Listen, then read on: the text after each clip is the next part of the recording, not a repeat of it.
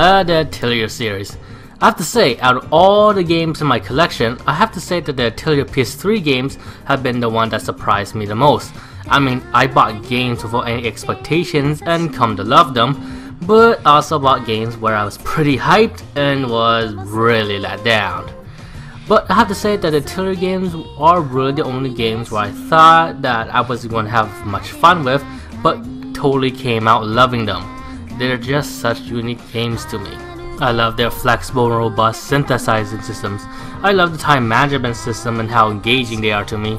I love the small scope and slice of life stories that the game presents, and I find all the characters likeable in each game, well, so far on the PS3 games, and etc. Case in point, the Atelier games are just such a breath of fresh air to me whenever I play them, as well as being really addictive.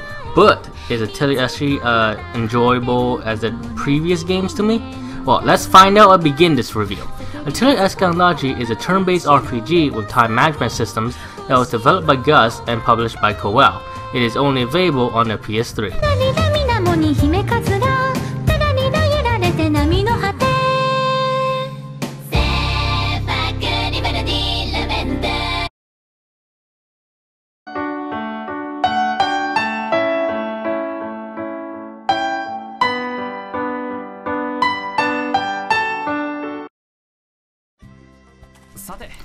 Visually, I have to say the game looks gorgeous. It's vibrant, colorful, and it's just really pleasant to look at. From the various environments that the game will take you through to the very good character design, I just think the game is really pretty to look at. The animation is also pretty good at times, from the specific attack animation each character have, and the unique animation that each item have in battle are also really entertaining to see, especially with the draw 2 and draw 3 variation of the items. And I especially like the special finishers for most of the characters. Heck, lip syncing in this game is really improved from past Atelier games on PS3, in that there is actual lip sync. And really the only problem I have with the visuals is probably the frame rate in town, which does make the movement animation a bit clunky looking at times. But even then, it's a really small complaint for me. So the visuals overall is just really nice to look at. The music I also think is great for the most part, with most of the tracks being really pleasant to hear due to how serene and playful the tracks can be, but it can also have some really unique battle tracks which really stuck out to me. And what really stuck out to me on the battle tracks in this Atelier game compared to the other Atelier games on PS3 is that there are really a lot of vocal tracks mixed along with instrumental pieces, which I think is really nice. The voice acting, on the other hand, I have a bit of mixed feelings with. Not because I think it's bad, far from it. I think it's pretty good. Heck, I think the one who voiced Escha does a really good job. It really makes Escha sound very natural and just really pleasant to listen to. There are some voice direction problems here and there, but I say I was satisfied with the voice work itself.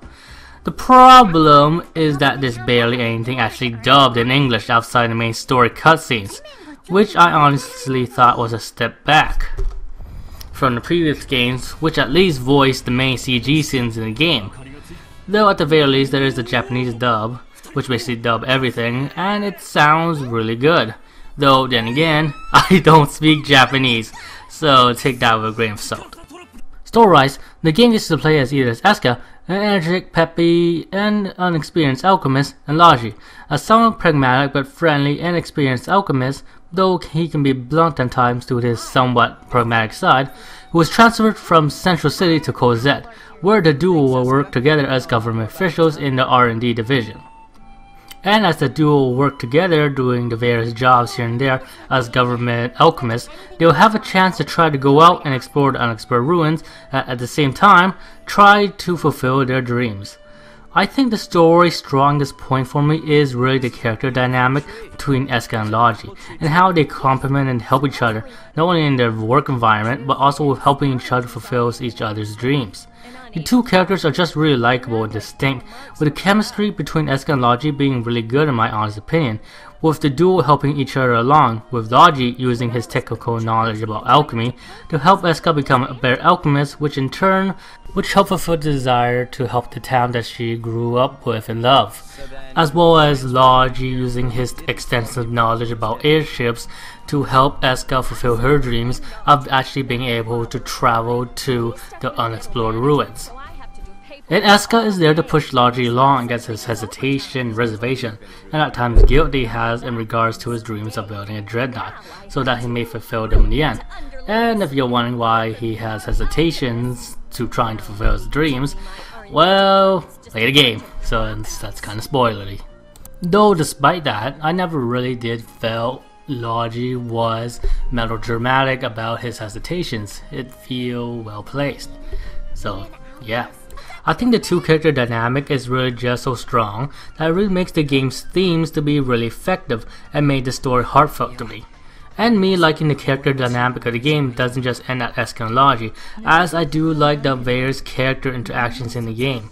The other characters that can join your party are just really likable and have unique quirks, and learning about what drives them and some of their struggles was really nice. The plot is simple and very slice of life-ish, but I like that it does give focus to the characters in the game, which I said I really like. And I do think these types of plots are really refreshing once in a while, since it does give this really laid-back atmosphere at times, which I really like. And really, the only thing I can complain about in the presentation of Atelier Escha Logy is that there's not enough English voice acting, the somewhat jerky movement, animation during when you're traveling in town, well, walking down really, and the grammar mistakes. Oh man, there are really some bad grammar mistakes in the game. Usually this doesn't really bother me, but there are some grammar mistakes that can, well, not really grammar mistakes, but localization mistakes that can impede the gameplay somewhat. So yeah, it's not game breaking, but it is really noticeable. So yeah.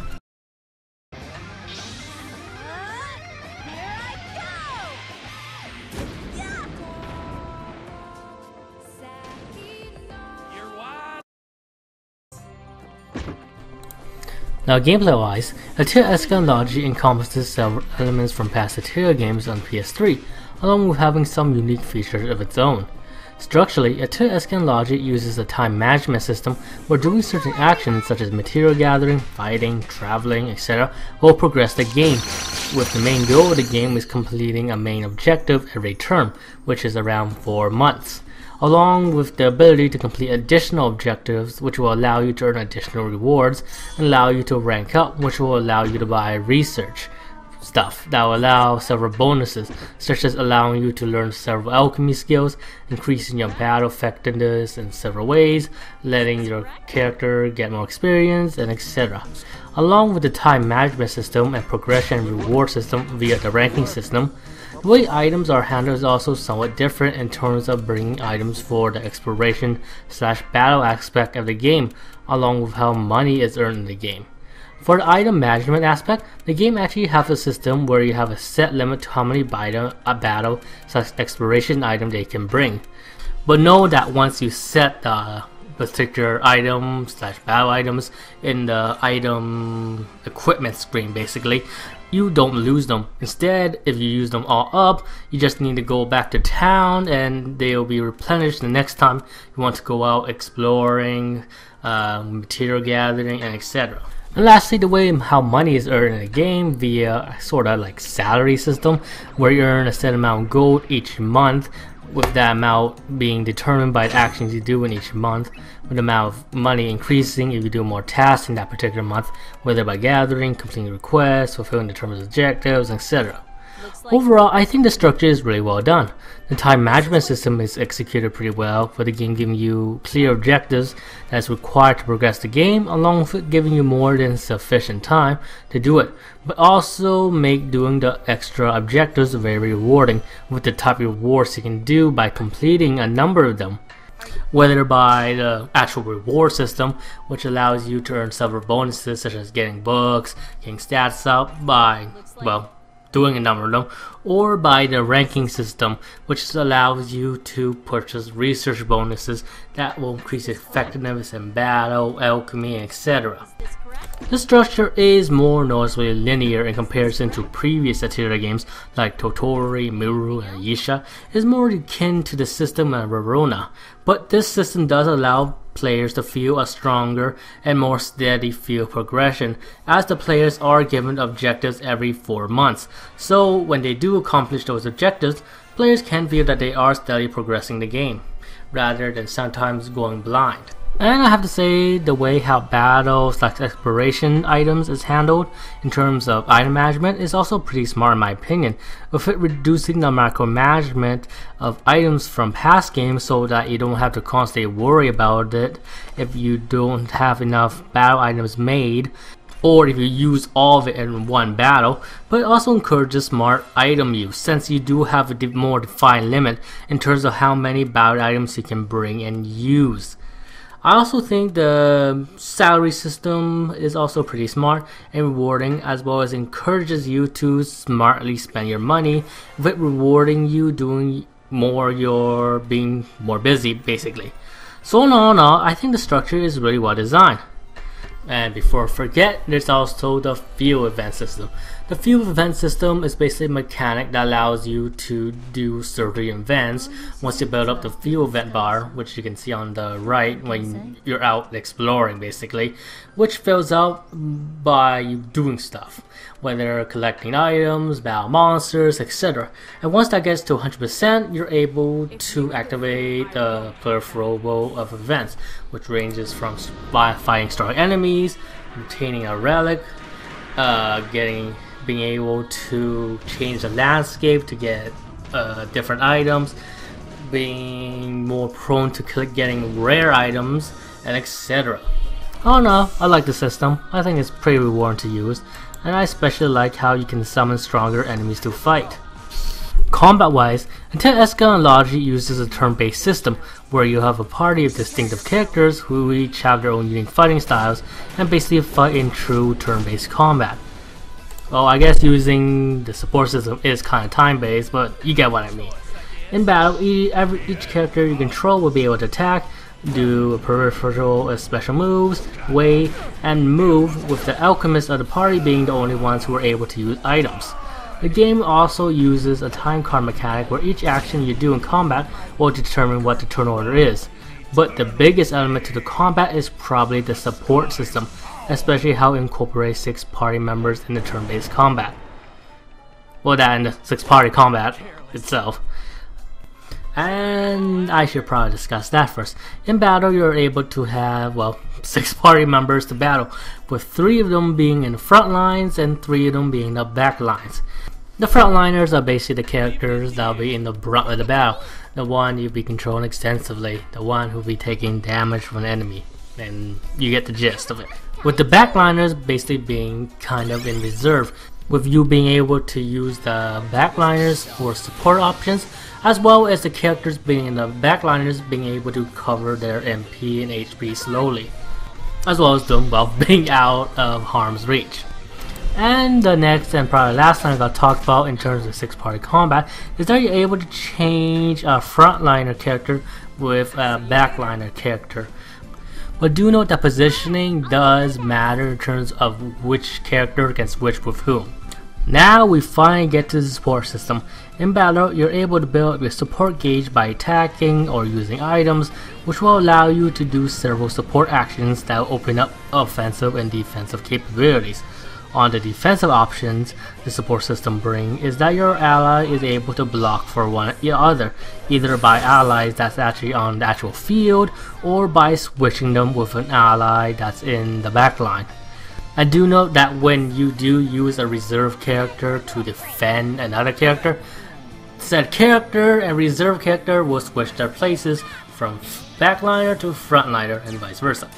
On the offensive side of things, allies are able to assist one another via attacking, and the more assist attacks you can chain together, the more damage you can do to an enemy, until eventually you're able to do a character specific special assist attack once you get to a certain damage ratio percentage. And to add, each character's special assist attack are all unique from each other, and later on you're even able to chain special finishers. And lastly, our dual alchemist is able to use the draw 2 and draw 3 mechanic, which they get later on, which will allow them to amplify the powers of the battle items through support actions, which will be signified by the combat item having a more impressive animation for them.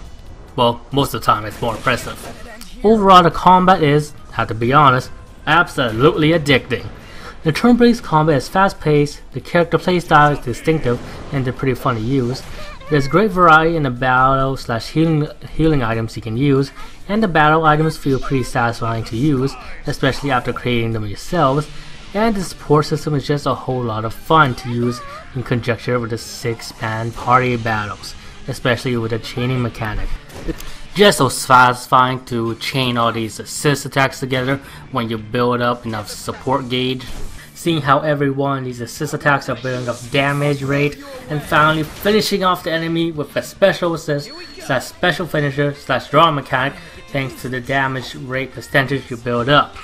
And not only that, the support defense mechanic is also really well done and that they're really useful to use, which does make you want to be more careful with how you want to use a support gauge, either for attacking or defending, which really does add a lot of fun to the combat system in terms of the strategic elements that you can bring to the table. So yeah, long story short, I absolutely love the turn-based combat in this game. Just so much fun. And the frontline and backline mechanic is also done rather well, as it does open up some strategic options, since there are certain strengths to being a frontliner and backliner. So knowing when the right time to switch a character from the frontline to backline or backline to frontline will make you even more effective in battle. Only cons I could say to the combat is that it starts a bit slow at the start. Level system wise, with both the alchemy system and adventure level, it's pretty simple in that you just gain experience, and once you gain enough, you level up. It's vanilla and pretty simple, but it works well enough. And when you level up your adventure level, you basically get stats up and skills when you get a high enough level, with your alchemy level basically just allowing you to make more stuff as well as getting alchemy skills. Now the last mechanic I'm probably going to talk about in this review is probably the alchemy / synthesizing system. It functions like past games, with you gathering various ingredients from the environment, getting them from monsters, or even buying them from the local shops, and using them to create particular items via recipes you can get from alchemy book, or dismantling relics you get from the field event relic. Though do note that dismantling relics will take place later on in the game. Each ingredient you collect have their own unique traits, and each fall into a category of materials in terms of item creation, such as wood, metal, alchemy material, etc., which does allow the alchemy system to be pretty flexible, in contrast with most other synthesis systems, where most require you to get a particular item A and particular item B to create item C. Though do note that some of the more high level items you can create does need particular specific material. Anyway, once you get the required material and recipes to do the synthesis, you basically just pick the material you want to use, and also note the trait box, which tells you what type of traits that can be transferred from your material to a finished product. Then when that's done, you're able to choose the order of which material to put in, and more importantly, modify the item elemental gauge, which will both determine the actual item's effects, but also what type of alchemy skills you can use to further manipulate and modify said alchemy effect.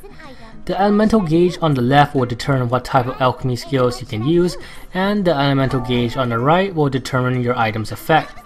But do note that your CP gauge is ultimately your limiter, and everything from putting your ingredients in to using alchemy skills costs CP. In short, no CP, the item you put in after will have no effect on the product at all, as well as not being able to use any alchemy skills. And you get alchemy skills by either leveling up your alchemy level, as well as getting bonuses via the research you can get from Marion. Item order also plays a factor in terms of the elemental bonuses that some items have, so putting the item that have elemental bonuses first will be beneficial in terms of the elemental gauge mechanic.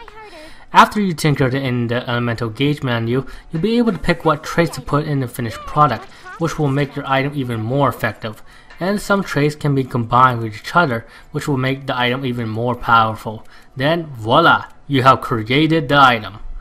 Also do note that weapon and armor crafting is pretty similar. Also note that synthesizing either battle items and equipment will both level up your alchemy level. Overall, the alchemy system is fantastic as usual. It's robust, flexible, and just tons of fun to mess around with in terms of tinkering around with both the elemental gauge and all the vast amounts of traits that's available in the game to basically create really powerful items and equipment, which is really satisfying. It is also a lot of fun trying to create all the different items you can make throughout the game, from your battle items to various healing elixirs to field items. There are tons of items you're able to synthesize, and most of them are really useful to use, which is great. Well, the one you are able to use. There are some synthesized items whose main purpose is to basically create higher tier items. Likewise, it took me around 30 hours to complete Escha's playthrough and 30 hours to complete my Logy's playthrough. Which begs the ultimate question, does playing the game as either Logy or Escha have any significant difference? No, not really. I mean, there are some dialogue and scene differences, well, additional scenes, additional dialogue, but there's not really any significant change in terms of gameplay, except for the fact that you can only get Logy's ultimate attack item in the Logy playthrough, and you can only get Escha's ultimate attack item in her playthrough. So besides that, not many significant changes, except for ending, which is for Logy there's an all males ending, and for Escha there's an all females ending. And speaking of endings, there are multiple endings in the game.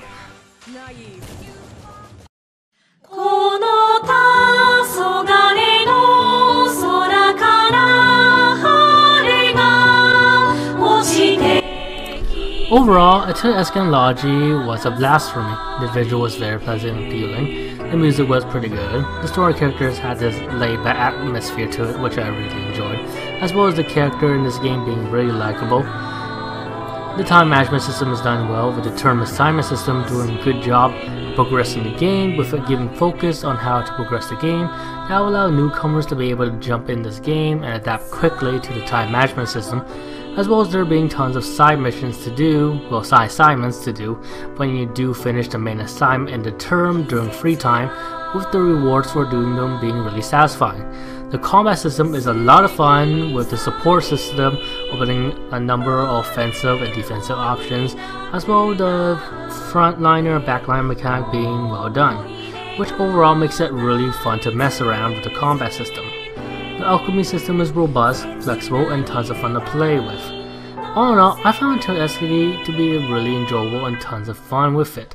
Though I will admit why the style gameplay that Atelier Escha Logy displays is well designed and smartly executed, this style gameplay won't appeal to everyone. So yeah. But for me personally, I just found this game addicting.